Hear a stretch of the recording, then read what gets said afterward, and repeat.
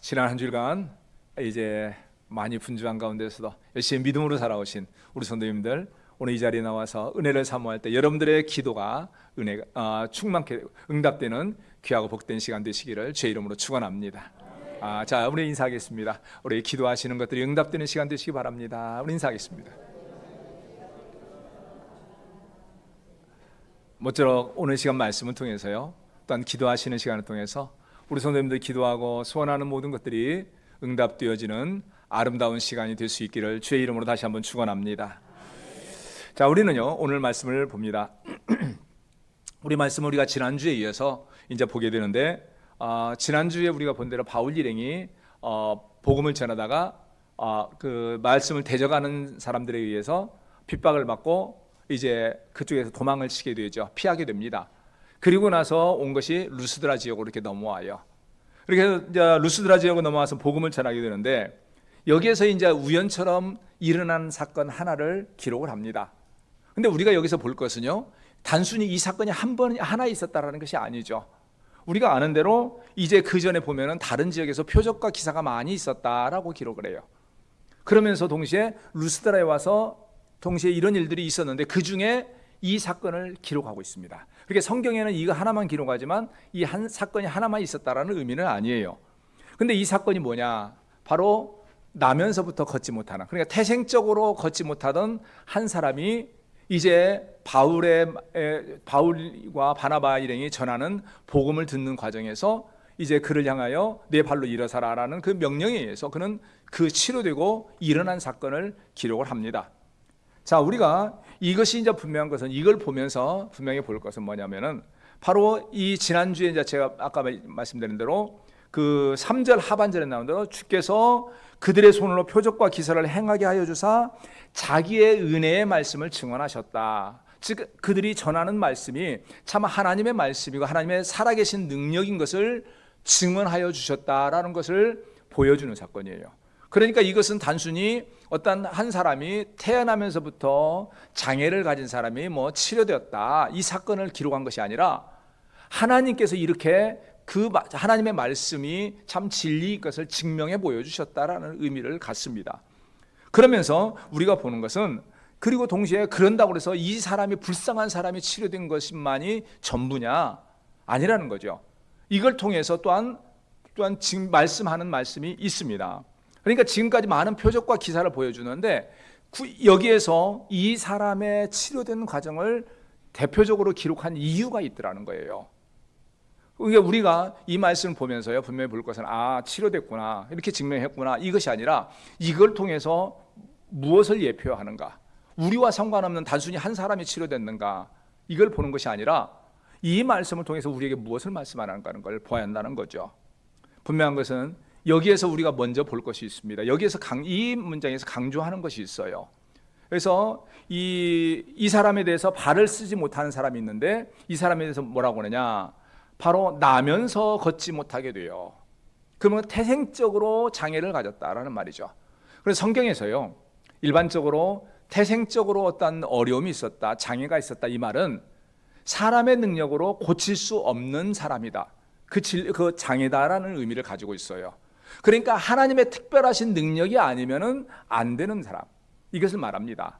그러면서 여기에 동시에 말하는 것이 뭐냐면요, 이것을 예표하는 것은 뭐냐면 이 땅에 살아가는 모든 사람들은 우리가 아는 대로 태생적으로 구원을 받을 수 없는 존재들이에요. 왜냐하면은 근본적으로 죄인의 신분을 가졌기 때문에 어떤 사람들은 그럽니다. 어린아이는 어떻게 하냐, 착하게 산 사람은 어떻게 하냐. 그러나 분명한 것은 어린아이든지 착하게 산 사람들인지 근본적으로 구원의 소망이 없는 죄인된 가운데서 태어난 존재들, 살아가는 존재들이에요. 그러니까 이 장애를 가진 사람과 같은 모습의 사람이라는 것을 예표하고 있는 겁니다. 그들이 이제 이것을 통해서 말하는 건 뭐냐면, 이렇게 소망이 없는 존재가 치료받고 소망을 갖게 되는 모습이 무엇이냐, 바로 오늘 여기서 하나님의 은혜 아니면 할 수가 없다라는 것을 예표적으로 보여준 거예요. 그러니까 이것은 단순히 어떠한 태생적으로 장애를 가진 사람을 치료한 놀라운 일이다라는 의미 이전에 하나님께서 오늘날 우리를 구원하신 이유가 이 모습과 같다라는 거죠. 우리들 모두가 태생적으로 걷지 못하는 사람과 같이 사람의 능력으로 사람의 방법으로는 아무런 소망이 없는 존재들인데도 불구하고 하나님의 은혜로 말미암아 치료된 것처럼 하나님의 은혜로 말미암아 우리가 구원을 받아 천국의 소망을 가지고 살아갈 수 있는 존재가 된다라는 것을 보여준 것이 바로 이 사건입니다. 자, 그런 면에서 우리는 이것을 보면서요, 이제 또한 동시에 이 사건을 통해서 동시에 보여주는 것이 있습니다. 그러면 이러한 은혜를 하나님께서는 누구에게 주시고 어떻게 주시는가? 우리가 이 은혜를 받아가는 존재로서 우리에게 반드시 있어야 할 모습은 무엇일까? 또한 동시에 오늘 보면서 이 말씀을 보면서 지금 현재 우리에게 이 모습이 있는가라는 것을 한번 점검해보는 시간을 가져야 합니다.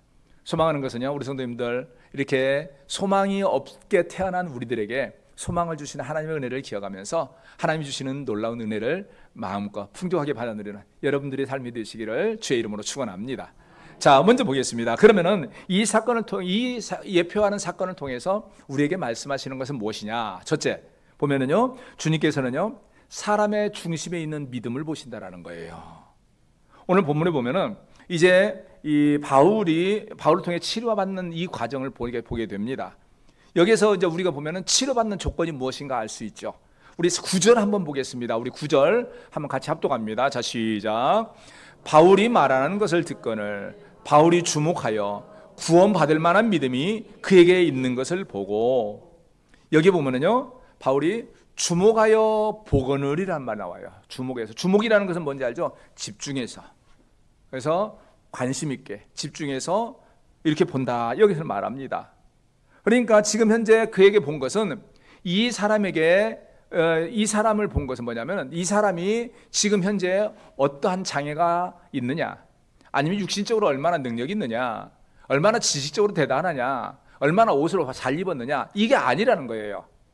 지금 바라본 것은 그에게 믿음이 있느냐 없느냐를 봤다는 거죠. 그리고 여기서는 표면적으로는 바울을 말하지만 사실 이것은 하나님께서 우리를 보시는 모습입니다. 실제적으로요, 우리가 삶 가운데서 보면은 사람의 특징은, 모든 사람의 대부분의 특징은 뭐냐면요, 겉모습을 봅니다. 그러다 보니까 사람들은 겉을 포장하려고 해요. 그리고 사람들은 중심을 보지 못합니다. 그러다 보니까 사람들은 중심에 대해서는 소홀합니다.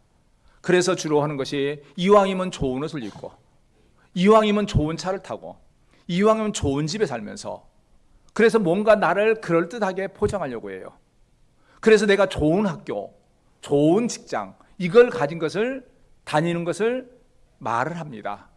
그게 뭐냐면 자기를 포장해서 사람들에게 잘 보이려고 하는 거예요. 그런데 하나님은 그것을 보시는 게 아니라는 거죠. 그 중심에 무엇이 있느냐, 즉 중심에 믿음이 있느냐 없느냐, 하나님은 관심이라는 거죠. 아무리 좋은 옷, 아무리 좋은 차, 아무리 좋은 집에 살고, 아무리 좋은 직장에 살고, 아무리 많은 물질을 가졌지만은 만일 그 밑에 그 중심에 믿음이 없다라면은 하나님께서는 그를 귀하게 복을 주시지 않는다라는 거죠. 우리가 삶 가운데 이것을 분명히 알아야 합니다. 그래서 이 하나님께서 우리에게 진짜 관심을 갖고 진짜 복을 주시는 조건은, 여러분들이 하나님 앞에서 얼마나 많은 물질을 드렸느냐, 드릴 수 있어서 드리면 좋죠. 그럼 못 드리는 사람 괜찮습니다. 하나님의 관심은 그게 아니라 하나님께 얼마나 많은 일을 했느냐, 그것보다 진짜 중요한 것은 그 중심에 믿음이 있느냐 없느냐를 하나님 집중해서 보신다는 거예요. 그러면은 과연 믿음이라는 것은, 여기서 하나님이 보시는 믿음은 무엇이냐라는 거죠. 그 믿음은 무엇일까? 우리가 아는 대로 사도행전 16장 31절을 보면요, 그렇게 전도할 때 그럽니다. 주 예수를 믿으라. 그리하면 너와 내 집이 구원을 받으리라. 받으리라는 것은 주실 때 받는다는 거거든요. 하나님께서는 누구에게 주냐? 주 예수를 믿는 믿음이 있는 사람에게 구원의 은혜를 주신다는 거죠. 그러면 여기서 말하는 주 예수를 믿어라, 이것이 뭐냐? 예수님이 자신의 주인인 거, 예수님이 자기를 구원하시는 참 그리스도가 되시는 거, 이 그리스도가 되기 위해서 나는 죄인이요, 죄의 은혜가 아니면 살아갈 수가 없는 존재라는 믿음의 고백을 가지는 거, 즉 그 사람이 어떠한 육신적인 조건으로 연약할지라도 그 중심에 예수님이 자기를 위하여 죽으셨고 자기는 죄로 인하여 심판을 받을 수밖에 없는 존재인데, 이 예수님이 나를 위하여 십자가상에 죽으심으로 말미암아 내가 믿는 이 믿음으로 말미암아 구원을 받는 것을 분명하게 믿고 나아가는 그 사람을 주님께서는 보시고 그에게 구원의 은혜를 주신다라는 거예요. 즉 다시 말해서 하나님께서 보시는 그 구원의 기준은 오직 하나, 예수님을 믿는 믿음이 있느냐 없느냐라는 거죠. 다시 말해서 아무리 하나님께 많은 물질을 드리고 아무리 대단한 일을 하고 아무리 대단한 세상에서 직분을 가지고 세상의 높은 지위에 있지만은 그 중심에 주님을 믿는 믿음이 없다라면 주님 앞에서는 아무런 의미가 없어진다는 거예요. 그러나 반대로 이 사람이 오늘 여기에서 이 나오는 사람처럼 대생적으로 사람들이 보기에는 이 사람이 소망이 없다, 걸을 소망이 없다, 이 사람은 별 볼 일 없는 사람이다, 이렇게 본다고 할지라도 주님께서 보시기에 그 중심에 하나님을 분명하게 믿고 예수님이 자신의 구주 되심을 분명하게 믿는 믿음이 있다면 하나님은 그를 기뻐하셔서 그에게 구원의 은혜를 주신다는 것을 말씀을 합니다. 우리가 분명한 것은요, 이 믿음의 사람들은 이러한 모습을 가져야 합니다. 그러면은 이 하나님께서는 왜 이렇게 믿음만을 보실까? 제가 전에도 우리 성도님들과 말씀드렸지만은 많은 세상 사람들은 항상 하는 말이 있죠. 교회에 다니는 사람들은 말이야 믿음만 말하고 믿기만 하면 천국 간다고 그러는데 착한 사람이 가야지. 그런데 분명하죠. 제가 항상 말씀드리지만 이 세상에 의인은 없나니 하나도 없느니라. 아무리 착하게 살아도 남보다 요만큼 더 착할 수는 있지만은 하나님 앞에서 그래도 똑같이 죄인이라는 거예요. 그 중심에 똑같이 악한 마음도 있고 거짓된 마음도 있고 구원받을 자격이 그대로 그 저울에 올려놓으면은 하나님 앞에서 구원받을 만한 조건이 되는 존재는 아무도 없다라는 거예요. 그래서 말하는 것이 의인은 없나니 하나도 없다. 그래서 하나님께서 주신 것은 뭐냐면은 이 사람의 선한 행위를 기준으로 완벽한 의인을 찾으면은 아무도 구원받을 수 없기 때문에 구원받을 길을 주시기 위해서 하나를 요구합니다. 믿는 믿음입니다. 너희를 위하여 죽은 예수 그리스도를 믿는 그 믿음 하나만 보겠다. 하나님은 그거 하나만 본다라는 거예요. 그런데 많은 사람이 이 땅에 삶을 사는 사람에게 하나님께서는 도저히 구원의 소망이 없는 자들에게 내가 너희에게 딱 믿음 하나만 볼게. 그런데 이 어리석은 사람들이 뭐라고 그래요? 왜 그 믿음만 가지고 그러냐? 착한 사람은 구원받아야 하지 않냐? 구원받을 사람 없어요. 천국 들어갈 사람 아무도 없어요. 왜냐하면 도찐개찐이거든요. 착해봤자 선해봤자 조금 나은 것뿐이에요. 구원의 조건에 들어갈 만한 존재는 없다라는 거죠. 우리는 생각합니다. 그러면은 이 믿음이 어디서 날까요? 우리가 잘 아는 대로 믿음은 하나님의 선물이에요. 하나님께서 주시는 거예요. 하나님께서 주셔야 받는 거지 하나님께서 선물 안 주셔서 받을 만한 사람은 없습니다. 그런데 이 선물을 언제 어떻게 주실까? 오늘 본문에 보면은요, 이렇게 말합니다. 9절에 보면은 이렇게 말합니다. 바울이 말하는 것을 듣거늘 그래요. 즉 그가 바울이 말하는 것을 들을 때에 그 믿음이 하나님께 주어져, 하나님께서 주시는 그 믿음이 그에게 주어졌다는 거예요. 그래서 여기서 실제적으로요, 그러면 여기가 그가 듣는 것이 모든 사람들이 이렇게 말씀을 들으면 다 믿음이 주어지냐? 오늘 여기서 말합니다. 이 여기서 듣는다라는 말이 원어를 가면요, 에크센이라는 단어를 사용합니다. 근데 이 에크센이라는 말이 뭐냐면은 집중해서 듣다, 경청하다, 주의해서 듣다. 이 경청하다라는 말의 의미는 우리가 알고 있죠. 그것이 진리인 것으로, 그 말씀이 분명한 사실인 걸로 믿고 받아들이는 것이 경청이에요. 들으면서 아이고 놀고 있네, 거짓말하고 있네, 또 뻥치네, 부정하고 대적하고 부인하면서, 아니면은 맨날 하는 소리 똑같은 소리 내가 들을 필요 뭐 있냐, 귀 닫고 마음 닫고 딴짓하고 있는 사람, 이건 경청이 아니에요. 하나님은 그에게 그에게 믿음의 은혜를 주지 않아요. 어떤 사람들은 그래요. 그 사람도 언젠가는 들을 게가 있지. 미안하지만은요, 진짜 하나님께 주시는 믿음의 은혜는 어디서 뭐냐면요, 하나님 말씀에 경청할 때 주어져요. 때로는 우리가 말씀을 들을 때 의문이 있을 수 있어요. 믿어지지 않을 때가 있어요. 이건 사람은 누구나 마찬가지입니다. 하나님께서는 왜 이 말씀했지? 도대체 믿어지지 않는다. 그럴 수 있어요. 근데 그러는 사람들에게 하나님은 믿음을 안 주는 것은 아니에요. 근데 문제는 대적하고 부인하고 거짓된 사술에 빠져 있는 사람이 문제가 되는 거죠. 진짜 중요한 것은 하나님 앞에 하나님의 말씀을 경청하는 자들에게 하나님께서는 그 믿음의 은혜를 부어주더라는 거죠. 오늘 여기서 이 사람도 마찬가지예요. 그에게 믿음이 있는 것을 봤다라는 것은 그가 주의 말씀을 받아들일 때에 구원을 받을 만한 믿음을 가지고 하나님의 말씀에 대해서 집중하고 그 마음을 열고 귀를 열어서 그 말씀을 잘 받아들이라는 거죠. 이렇게 하나님께서는요, 바로 이 사람을 볼 때에 그 중심에 이 믿음이 있느냐 없느냐, 즉 하나님의 말씀을 믿는 분명한 믿음이 있느냐, 즉 하나님께서 자신을 구원하기 위하여 예수 그리스도를 보내신 것을 분명히 믿는 믿음이 있느냐 없느냐, 이걸 보시더라는 거죠. 그리고 그 믿음을 통해서 구원의 은혜를 주시고 또한 그를 하나님의 백성으로서 받아주시는 놀라운 역사가 있다라는 걸 말합니다. 그래서 우리가 분명한 것은 우리 믿음의 사람들이 갖는 이 믿음은 하나님의 선물 맞습니다. 그런데 이 선물은 우리가 하나님의 말씀에 귀를 기울이고 마음을 열고 믿음으로 받아들일 때에 하나님께서는 한없이 부어주세요.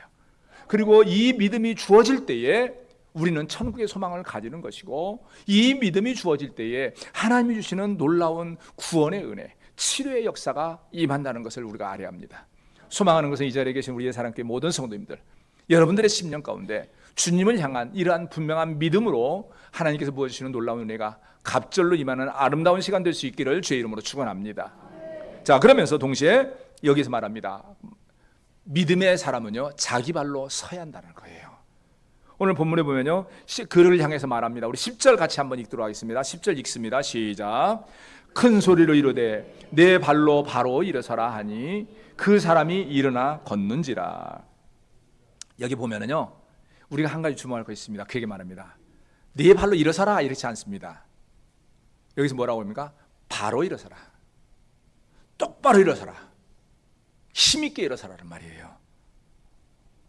우리가 여기서 그 분명히 중요한 것은 네가 가진 이 발이 있지만은 지금까지 너는 그 발로 걸어보지 못했다. 그러나 이제 네 발로 일어서라는 거죠.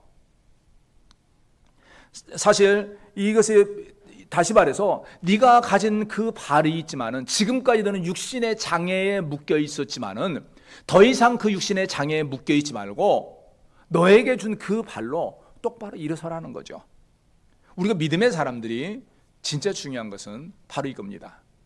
우리가 믿음이 우리 안에 들어왔을 때 우리에게 있어야 할 것은 뭐냐면요, 자기 발로 일어서는데 자기 발로 일어서는 사람의 조건, 바로 지나간 세상에서의 자기에게 묶여있는 것들의 고정관념, 그 생각들을 버려버리고 온전한 믿음의 생각과 믿음의 자세로 일어서야 해요. 이게 굉장히 중요합니다. 우리가 하나님께서 우리에게 요구하는 것은 바로요, 이렇게 말합니다.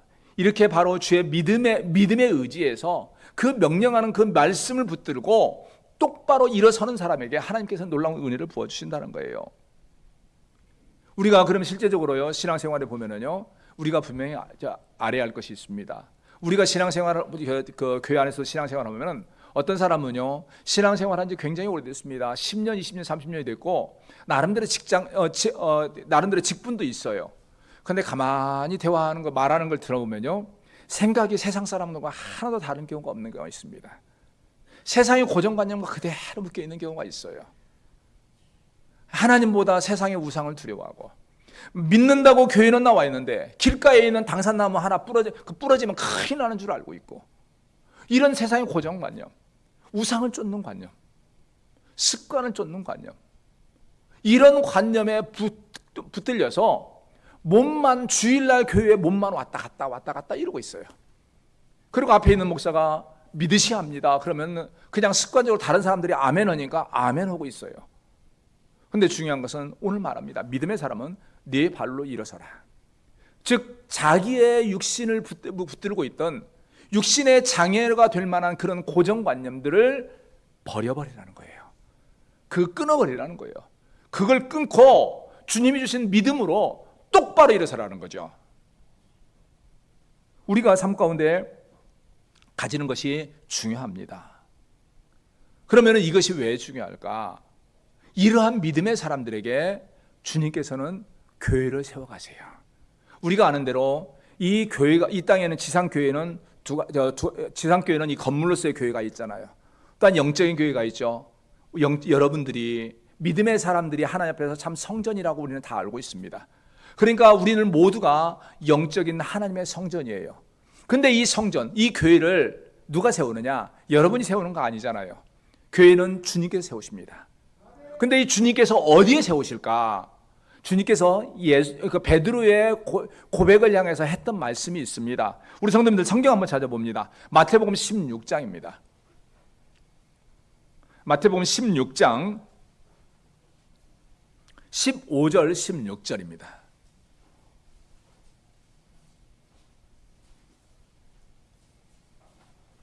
마태복음 16장 15절 16절.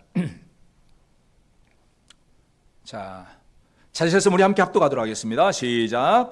이르시되 너희는 나를 누구나 하느냐? 시몬 베드로가 대답하여 이르되 주는 그리스도시요 살아계신 하나님의 아들이시니이다. 그리고 나서 그러니까 이게 베드로가 주님께 고백했을 때에 예수님께서 하신 말씀이 있죠. 18절을 갑니다. 18절 자 시작. 또 내게 이르노니 너는 베드로라. 내가 이 반석 위에 내 교회를 세우리니 음부의 권세가 이기지 못하리라. 우리 성도는 전에 제가 말씀드린 거 잘 아실 겁니다. 이 고백 때문에 천주교에서는 베드로를 초대 교황으로 알고 베드로가 교회의 기초라고 이렇게 말하는데 그건 아니죠. 여기서 말씀하시는 이 고백, 내가 이 반석을 내가 거기다 너에게 이제 세운다 하는 이 말은 베드로 자체의 인간적인 교회가 아니라 베드로의 그 믿음의 고백 위에 교회를 세우신다는 거죠. 그러니까 이 땅의 지상의 교회는 우리가 영적인 교회는 어디냐면 믿음의 고백, 베드로가 했던 믿음의 고백이죠. 주는 그리스도시요 살아계신 하나님의 아들입니다 라는 이 고백에 근거해서 교회가 세워져요. 그러니까 이 땅에 우리 이 교회도 마찬가지예요. 이 교회에 어떠한 조건들, 인간적인 조건들이 아니라 중요한 것은 예수님이 우리의 그리스도시요 하나님의 아들, 참 하나님이신 것을 믿는 이 믿음의 근거에서 우리 교회가 세워졌어야 해요. 그러니까 모든 성도들은 이 믿음을 가지고 믿음 안에 교회에 나와야 해요. 그리고 영적인 교회가 되는 여러분들의 중심도 바로 이 믿음으로 근거를 해서 세워져야 한다는 거죠. 그냥 착한 사람, 도덕적으로 선한 사람 이게 아니에요. 하나님께서 보시는 것은 바로 이 믿음이 있느냐, 주는 자신의 그리스도 구원자 되시는 걸 믿고 그 예수님이 참 하나님의 아들이신 걸 믿는 그 믿음이 있느냐 없느냐가 하나님께서 중요한 관심사고 그 관심사 위에 주의 몸된 교회를 세워주신다는 거죠. 바로 여기서 중요한 것은 바로 보시는 것은 예수님께서 관심 있게 보신 것은 이 믿음이고 또 주님께서 요구하는 내 발로 일어서라라는 그 발로 일어서는 것은 바로 예수님이 자신의 그리스도시요 살아계신 하나님의 아들인 것을 분명하게 믿는 그 믿음의 위에 힘있게 서야 한다는 거죠. 우리가 성도님들이 여러분들이 신앙생활할 때 꼭 이 믿음이 있어야 해요. 다른 건 부족할 수 있습니다. 세상에 지식적으로 부족할 수 있고 물질적으로 부족할 수 있고 육신적으로 연약할 수 있어요. 그런데 하나님께서 관심 있게 보시는 것은 주님께서 자신의 그리스도가 되시고 살아계신 하나님의 아들인 것을 믿는 그 믿음이 있느냐, 그리고 그 믿음의 근거에서 섰느냐 안 섰느냐에 대한 관심을 갖는다는 거예요. 우리가 믿음의 사람들이 우리가 생각합니다. 그러면 왜 이것이 중요하느냐? 여기서 굳이 말한 것이요, 믿음의 반석을 말합니다. 반석을 말한 이유가 있죠. 베드로라는 이름이 원래 원래에서 반석이라는 이름에서 유래한 거예요. 그래서 너희 위에 세우리라. 그러면 이 믿음의 반석 위에 세우리라. 그러면 믿음의 사람들이 이 믿음의 반석이 왜 중요하냐? 세상은 흔들린다는 거죠. 튼튼하게 서기 위해서는 반석 위에 세워지 않은 거죠. 기초가 튼튼하지 않으면 넘어져요. 흔들려요. 믿음의 성도가 이 땅의 삶을 살아가면서 예수님을 향한 분명한 믿는 그 믿음 위에 서야 한다는 거죠. 그럼 왜냐하면 이 세상은 흔드는 세력이 많아요. 미혹하는 세력이 많아요. 사실 저는 그래도 교회 안에 있고 이제 목회자라는 이런 입장이다 보니까 여러분들에 비해서 이러한 부분에 대한 접촉할 일이 많이 적습니다. 우리 성도님들은 그만큼 세상에서 각자의 생업을 위하여 이렇게 저렇게 움직이다 보면은요, 아마 저보다 훨씬 많은 이러한 일을 겪을 거예요. 여러분의 믿음을 흔드는 세력들, 여러분이 믿는 그 하나님이 아니라 세상의 유혹을 따라가도록 자꾸 미혹하는 세력들, 거짓된 세력들 너무너무 많이 만나실 거예요. 그 세력들 앞에서 여러분들이 흔들리지 아니하고 여러분들이 온전한 믿음의 길을 가기 위해서 중요한 것은 여러분의 믿음의 기초가 반석이 되신 예수님을 향한 분명한 믿음의 고백 위에 자기 발로 서야 해요. 여러분의 믿음의 고백으로 서야 한다는 거예요. 그것은 제가 여기서 해드릴 수가 없어요. 여러분의 옆에 있는 사람이 해드릴 수 없어요. 여러분 각자가 주님을 향한 이 믿음의 고백으로 서야 해요. 이게 서지 않으면은 어느 순간에 여러분 넘어지게 돼요. 흔들리게 돼요. 그래서 중요한 것이 이렇게 믿음의 자세로서 굳건한 예수님의 반석 위에 섰을 때에 가질 자세가 있습니다. 진짜 꼭 가져야 할 자세가 뭐냐면은 여러분을 구원하신 예수님에게 여러분의 눈과 마음이 집중이 되어져야 해요. 여러분의 마음이 주님께로 향해야 해요. 근데 우리가 생활에서 보면은 믿습니다 말을 하는데 눈이 세상에 가 있어요. 눈이 물질에 가 있어요. 그런데 우리 믿음의 사람은 우리의 마음과 눈이 예수님께로 향하고 예수님이 우리에게 준 천국에 대한 소망을 가지고 천국을 향해서 바라보면서 나아가야 해요. 그러면 왜 그렇게 중요할까? 우리의 눈이 세상으로 향할 때 우리는 넘어지고 흔들리고 빠져 들어갈 수밖에 없어요. 우리가 잘 아는 사건이 있죠. 마태복음 14장에 예수님께서 물 위로 걸어오신 사건이 나옵니다. 물 위로 걸어오실 때 베드로가 어떻게 합니까? 나로 걷게 하여 주시라고. 그래서 베드로가 그러면 오라 그러니까 그 풍랑이 있는 그때에 베드로는 예수님만을 바라보며 물 위로 걷잖아요. 걷다가 그가 어느 순간에 이 바라보는 자기를 향해 오시는 예수님을 바라본 것이 아니라 자기에게 몰아치는 폭풍우를 봤을 때 어떻게 됐습니까? 그가 물에 빠져 들어가더라. 그렇게 말합니다. 그랬을 때 예수님께서 그를 건져주시고 하신 말씀이 있습니다. 마태복음 14장 31절에 믿음이 작은 자여 왜 의심하였느냐. 믿음이 작은 자여. 믿음이 제대로 서 있고 믿음이 굳건한 사람의 특징은요, 뭐 어떤 물질적으로 대단한 게 아니에요. 그의 눈이, 그의 마음이 예수님께 고정이 되어 있느냐 아니면 다른 것에 고정이 됐느냐예요. 즉 다시 말해서 교회를 나오지만은 그 마음과 생각이 다른 것에 빼앗겨 있다면은 그는 믿음이 작은 사람이고 온전한 믿음의 길을 가는 사람이 아니고 흔들리는 믿음이고 그 믿음이 온전한 굳건한 반석 위에 서 있는 믿음이 되지 못해요. 우리가 분명히 알아야 할 것은 성도는 살아가다 보면은 여러분들은 살아가다 보면은 많은 미혹의 것들이 있습니다. 흔들릴 수밖에 없는 조건들이 많이 있습니다. 그럴 때에 온전한 승리하기 위해서 넘어지지 않기 위해서는 중요한 것은 여러분들이 예수님이 여러분의 구주가 되시는 것을 분명하게 믿는 그 믿음을 가져야 하고 여러분의 눈과 여러분의 마음이 세상인 것이 아니라 여러분을 구원하신 예수님께로 향해 있어야 해요. 왜냐하면 그만큼 많은 조건들이 여러분을 미혹하고 흔들기 때문이라는 거죠.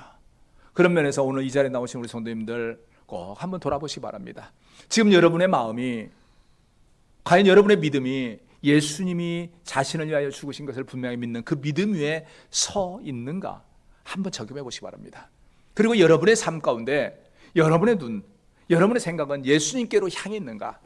아니면 이 예수님을 이용해서 돈 한 푼 벌어보겠다, 예수님을 이용해서 세상에서 뭔가 잘해보겠다, 이 생각에 묶여 있는가 한번 점검해 보시기 바랍니다.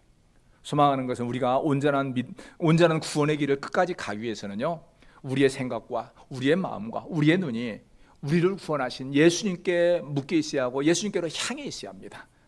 이 자리에 계신 우리의 사랑교회 모든 성도님들, 여러분의 마음과 눈이 오직 예수님께 집중되어지기를 주의 이름으로 축원합니다. 자, 그러면서 동시에 오늘 본문을 통해서 말하는 것이 있습니다. 믿음의 사람은 자기를 구원하신 하나님을 분명하게 알아야 한다는 거죠. 우리가 삶에서요, 항상 중요한 것이 우리를 구원하신 하나님을 알아야 합니다. 오늘 본문에 보면은 우리가 보는 것이 있죠. 이 걷지 못한 사람이 치료됐을 때에 나타난 사람들의 반응들이 나오죠. 뭐 어떻게 보면 이러한 모습들은 연약한 인간에게 자연스러운 모습이 될 수도 있습니다. 왜냐하면 뭐 태생적으로 도저히 걸을 수 없는 사람이라고 했는데 한순간에 죄의 이름으로 막 뻘떡 일어나서 걸으면 놀랍죠. 그런데 문제는 그때에 다른 주위에 있는 사람들이 어떻게 했습니까? 오늘 본문에 보면은 그걸 말하죠. 이 11절부터 13절까지 한번 읽도록 하겠습니다. 오늘 11절부터 13절 같이 읽습니다. 시작. 무리가 바울이 한 일을 보고 누가 오냐 방언으로 소리질러 이르되 신들이 사람의 형상으로 우리 가운데 내려오셨다 하여 바나바는 제우스라 하고 바울은 그 중에 말하는 자이므로 헤르메스라 하더라. 시외 제우스 제사장이 소와 화환들을 가지고 대문 앞에 와서 무리와 함께 제사하고자 하니, 여기서 부르죠. 그들은 이 바울과 바나바를 향해서 한 사람은 제우스라, 한 사람은 헤르메스라, 자기들의 나름대로 막 하는 거예요. 그러면서 그 앞에 제사를 지내려고 합니다. 자, 이랬을 때에 그 바울이 그들에게 한 말이 있죠. 15절입니다. 15절 같이 한번 읽습니다. 시작. 이르되 여러분이여 어찌하여 이러한 일을 하느냐? 우리도 여러분과 같이 성정을 가진 사람이라. 여러분에게 복음 전하는 것은 이런 헛된 일을 버리고 천지와 바다와 그 가운데 만물을 지으시고 살아계신 하나님께로 돌아오게 함이라. 여기서요 바울이 하는 말입니다. 이런 헛된 일을 하느냐? 근데요 이 헛되다라는 말이요 원어에 보면요 뭐냐면은 헛되다, 무가치하다, 어리석다, 망령되다 이런 의미를 가지고 있어요. 그러니까 그들이 나름대로 지금 현재 뭔가 짐승을 잡아서 제사를 드린다고 열심을 하는데 바울의 관점에서, 하나님의 믿음의 관점에서 그들을 보니까 어리석은 일을 하는 거예요. 미련한 일을 하는 거예요. 망령된 일을 하는 거죠. 그럼 왜 그럴까? 그들은 이러한 일을 행하신 하나님을 알지 못하다는 것이죠.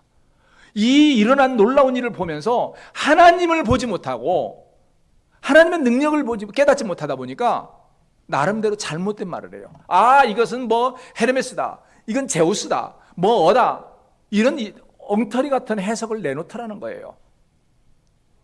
그 결과 그들은 하나님을 향한 제사가 아니라 사람을 향한 제사를 드리더라는 거죠.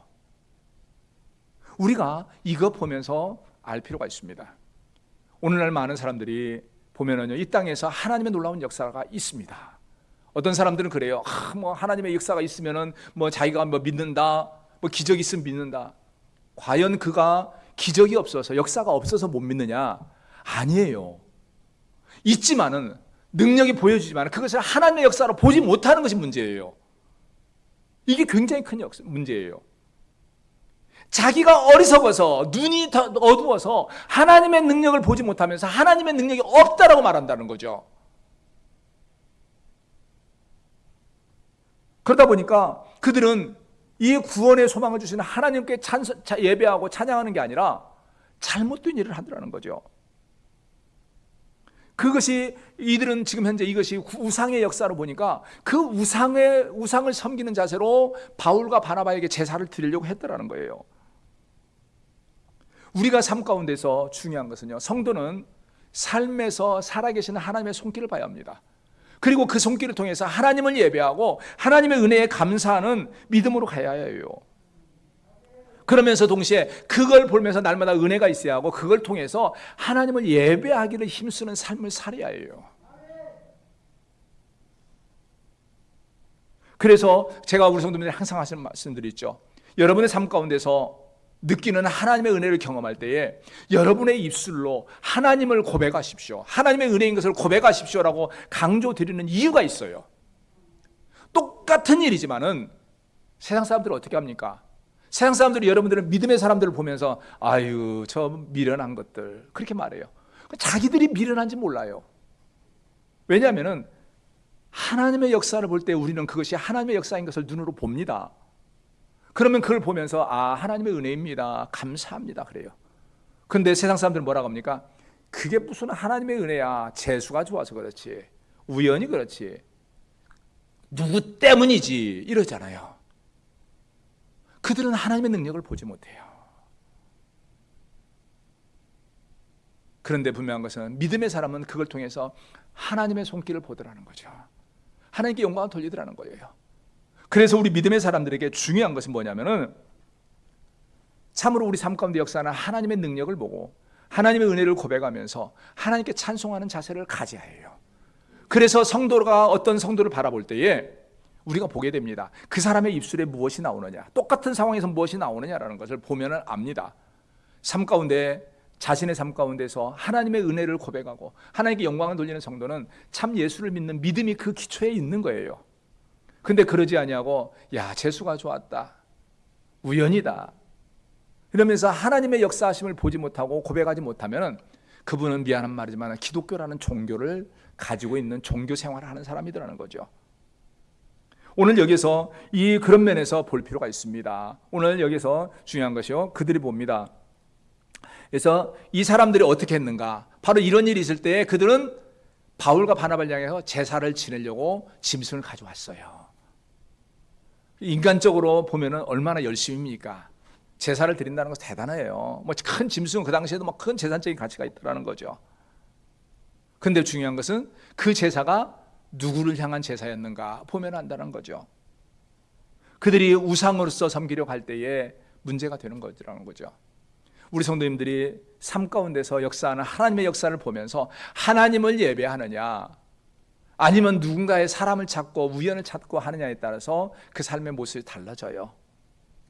그런데 우리가 여기서 볼 필요가 있습니다. 여기서 15절로 17절을 한번 다시 한번 보도록 하겠습니다. 15절로 17절 같이 한번 읽습니다. 시작. 이르되 여러분이여 어찌하여 이러한 일을 하느냐, 우리도 여러분과 같은 성정을 가진 사람이라. 여러분에게 복음을 전하는 것은 이런 헛된 일을 버리고 천지와 바다와 그 가운데 만물을 지으시고 살아계신 하나님께 돌아오게 함이라. 하나님이 지나간 세대에는 모든 민족으로 자기들의 길을 가게 방임하셨으나 그러나 자기를 증언하지 아니하신 것이 아니니 곧 여러분에게 하늘로부터 비를 내리시며 결실기를 주시는 선한 일을 하사 음식과 기쁨으로 여러분의 마음에 만족하게 하셨느니라 하고. 우리 성도님들, 이 말씀은요 꼭 기억하실 필요가 있습니다. 굉장히 중요한 말입니다. 여기서 뭐냐면요, 하나님께서 왜 복음을 주셨는가, 왜 전도하게 했는가라는 거죠. 즉 그들이 이 하나님의 놀라운 역사를 보면서 깨닫지 못하기 때문에 이 복음을 통해서 하나님의 역사인 것을 알도록 하기 위해서 주셨다는 거예요. 그러면서 하는 말이에요, 그러면은 지금까지 하나님은 말씀을 안 하시고 안 알려줬느냐, 안 알려줬느냐. 우리 성도님들 가끔 생각하잖아요. 그러면은 지금 예수를 믿어서 천국 가는 사람은 좋습니다. 그러면 이전에 예수를 믿지 못하고 복음이 없어서 예수를 못 믿었던 사람들은 어떻게 합니까? 라고 따지잖아요. 따질 거 없습니다. 왜냐하면 하나님께서는 오늘 말합니다. 하나님은 지금 비록 복음을 주지 않았지만은 하나님은 이미 하나님을 알 수 있는 조건들을 주셨다라는 거예요. 여기서 말합니다. 여기서 16절에 보면 하나님이 지나간 세대에는 모든 민족으로 자기의 길들을 가게 방임하셨으나, 그러니까 그들은 그냥 자기 마음대로 가도록 그냥 내버려 두기는 했지만은 17절, 그러나 자기를 증언하지 아니하신 것이 아니니, 하나님이 자기를 드러내 보이지 않은 것이 아니라는 거예요. 뭐냐면은 곧 여러분에게 하늘로부터 비를 내리시며 결실기를 주시는 선한 일을 하사 음식과 기쁨으로 여러분의 마음에 만족하게 하셨느니라. 이게요, 하나님께서 이게 말이면 때를 따라 하나님께서 저 비를 내리시고 때를 따라 열매를 맺게 하시고 또한 그걸 통해서 먹고 마시고 살아갈 수 있도록 모든 걸 다 주셨다는 거죠.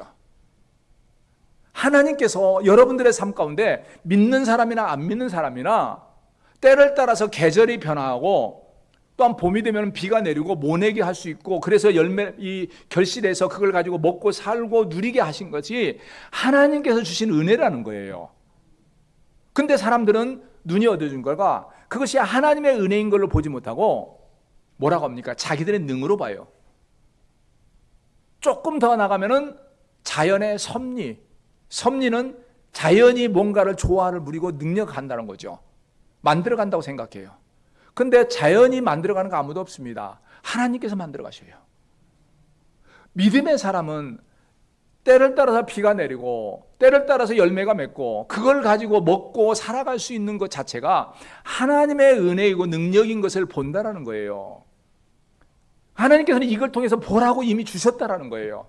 근데 어리석은 인간들은 그걸 하나님을 본 것이 아니라 다른 걸로 봐요. 아까 본 대로 하나님께서 놀라운 능력을 통해서 바울과 바나바를 통해서 이 기적을 행하니까 사람들은 이것을 가지고서 제우스다, 헤르메스다 이렇게 말하는 것처럼 오늘날 우리 삶 가운데서 하나님께서 때를 따라 비를 내리게 하시고 또한 열매를 맺게 하시고 그걸 수확해서 먹을 수 있도록 했는데 이 어리석은 인간들이 뭐라고 합니까? 자연에 섭니다. 우리가 노력했다. 그런데 제가 우리 성도님들이 전에도 말씀드렸죠. 우리 성도님들이 농사하시는 분들이 자주 하시는 말씀들이 있죠. 사람이 제 아무리 노력해도 하나님께서 막으시면 거두시지 못한다. 농사하시는 분들은 잘 알아요. 근데 문제는 믿음의 사람들은 농사를 지면서도 하나님의 능력을 봐요. 하나님의 손길을 봐요. 아, 하나님께서 하시는구나. 근데 똑같은 농사를 하지만은 믿음이 없는 사람은 뭐라고 그래요? 야, 우리는 재수가 좋아서. 이게 왜 차이인가요? 바로 그게 하나님의 능력을 보는 것이냐 못 보느냐 차이예요. 하나님은 이전에 이러한 비를 내리시고 자연을 이끌어가는 것을 갑자기 하신 것이 아니에요. 오래전부터 이미 다 보여줬어요. 근데 사람들은 그걸 보지 못하고 함부로 가더라는 거죠. 그런 면에서 우리가 분명할 것은 이 땅의 삶을 살아가면서 꼭 말씀뿐 아니라 우리 성도님들은 여러분의 삶 가운데 일어나는 모든 것을 보시면서 하나님의 역사하시는 손길을 보시기 바랍니다. 여러분의 삶 가운데 순간순간 살아가는 모든 것이 하나님의 은혜인 것을 고백하시기를 주의 이름으로 축원합니다. 이 고백이 있어야 해요. 이거 보지 못하고 세상 사람들처럼 우연이다, 재수가 좋았다, 자연에 섭니다 이런 말 하지 마세요. 하나님께서 하시는 거예요. 이것을 한다면은, 이것을 고백한다면은 그 삶이 어떨까요? 이 사람들은 이러한 일을 봤을 때 제우스다 헤르메스다 하면서 바울에게 제사를 하려고 했지만은 하나님의 능력의 역사를 보신 성도라면은 하나님을 예배하는 삶이 살아야죠. 하나님을 향한 감사의 고백이 있어야 하는 거죠. 저는 그런 면에서 오늘 이 자리에 계시는 우리 모든 성도님들, 여러분의 삶에서 살아 역사하시는 하나님의 손길을 날마다 보고 날마다 느끼면서 여러분의 입술로 그 하나님께 감사의 고백을 하시고 여러분의 삶에 역사하시는 하나님을 예배하는 삶을 소홀히 하지 아니하며 최선을 다해서 하나님께 영광을 돌려드리는 그 믿음의 삶을 잘 살아가시는 우리 성도님들이 되시고 또한 그러한 은혜의 삶이 충만케 되는 귀한 역사가 있기를 주의 이름으로 축원합니다. 기도하겠습니다. 은혜가 많으신 여호와 하나님, 귀하신 은혜를 진실로 감사합니다. 연약하고 부족한 저희들을 사랑하여 주시고 때를 따라 놀라운 은혜를 더하여 주셔서 우리를 하여금 오늘 이 자리에 오게 하시고 하나님께 영광 돌리게 하신 것 감사합니다. 하나님 아버지, 원하오니 우리 성도들 참으로 이 삶 가운데 살아 역사하시는 하나님의 손길을 항상 보며 고백하며 하나님을 예배하는 삶을 소홀하지 않게 하시고 그로 말미암아 하나님께서 주시는 더 놀라운 복이 차고 넘치는 우리 모든 성도가 되게 하여 주시옵소서. 예수 그리스도의 이름으로 기도합니다. 아멘. 찬송 321장 부르면서 하나님 앞에 예물을 드립니다.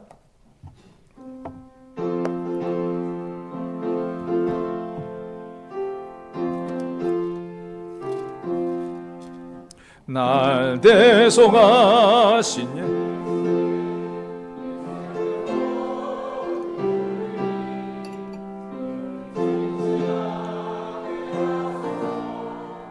내 구주 예수여, 나 구주 위에 살리라. 내 기쁨 한량 없으리. 내 갈 길 인도하소서. 내 구주 예수여, 날 구원하신 예수를 일평생 의지하오니 날 영접하여 주소서. 내 구주 예수여, 나 구주 위에 살리라. 내 기쁨 한량 없으리. 내 갈 길 인도하소서.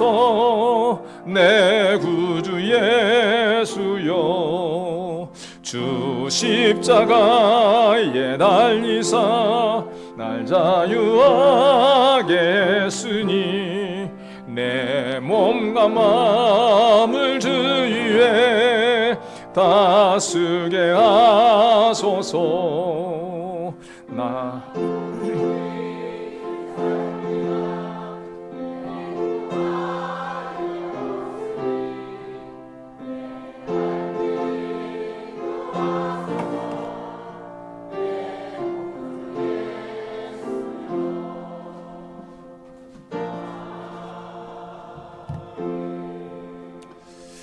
오늘 드린 예물을 위하여 함께 기도합니다. 은혜 하나님 감사합니다. 주님께서 사랑하는 우리 귀한 성도들, 지난 한 주일간 주의 장중 안에 잘 생활하고 또한 때를 따라 부어주시는 하나님의 은혜로 인하여 오늘 이 시간 주님 전에 나오되 또한 주신 은혜에 감사하여 귀한 예물 준비하여 정성을 다하여 주 앞에 드리게 하신 것 진실로 감사합니다. 하나님 아버지, 오늘 주님께 사랑하는 우리 귀한 성도들, 이 귀한 예물 주 앞에 힘을 다하여 드리고 있사오니 주 앞에 드리는 이 성도들의 손길을 기억하시고 그 믿음의 고백을 받아 주시옵소서. 그리하여 주님께서 살아 역사하시는 그 손길을 통하여 우리 성도들의 삶 가운데 복을 부어주신 것을 고백하며 또한 주님 앞에 영광 돌리는 그 입술의 찬양을 받아서 또한 오늘도 홀로 영광을 받으시되 또한 이 예물을 드리는 우리 모든 성도들의 손길과 그 삶 가운데 하나님의 은혜가 차고 넘치도록 허락하여 주시옵소서. 하나님 아버지가 특별히 간구하는 것은 우리 성도들 이 땅의 삶을 살아가면서 물질 때문에 사람 때문에 근심하지 않도록 허락하시고 그 모든 손길들이 하나님께서 복된 삶을 잘 살아가게 하여 주시옵소서. 또한 우리 성도들 이 예물 드리며 여러 가지 기도의 제목을 함께 드리는 줄 압니다. 감사의 제목은 더 큰 감사, 더 큰 영광을 돌려드리게 하시고 또한 소원하고 기도하는 기도의 제목들은 응답되어지고 해결되어지는 귀한 역사가 있게 하여 주시옵소서. 우리 성도들 어떠한 경우에도 참으로 삶 가운데 물질 때문에 환경 때문에 근심하거나 낙심하지 않도록 주님께서 갑절로 책임져 주시옵소서. 또한 간구하는 것은 이 예물을 드리며 소원하는 기도의 제목들은 갑절의 은혜가 되게 하시고 또한 염려하며 근심하는 문제들은 해결되어지는 귀한 역사가 있게 하여 주시옵소서. 오늘도 이 예배를 위하여 수고하고 헌신한 많은 성도들의 삶 가운데 은혜의 담배를 넘치게 부어주시옵기를 원하옵고 예수 그리스도의 이름으로 기도합니다. 아멘. 이제는 우리 주 예수 그리스도의 은혜와 아버지 하나님의 크신 사랑과 성령님의 감동 감화 교통하심의 그 은혜가 오늘 이 자리에 나와서 힘을 다하여 예배하며 하나님을 영화롭게 하기를 힘쓰는 우리 모든 성도들 머리 위에와 그 가정과 사업터 위에 또한 오늘도 주의 이름으로 제단을 쌓는 전국에 있는 모든 교회와 세계 선교 현장 위에 이제로부터 영원토록 함께 있을지어다. 아멘.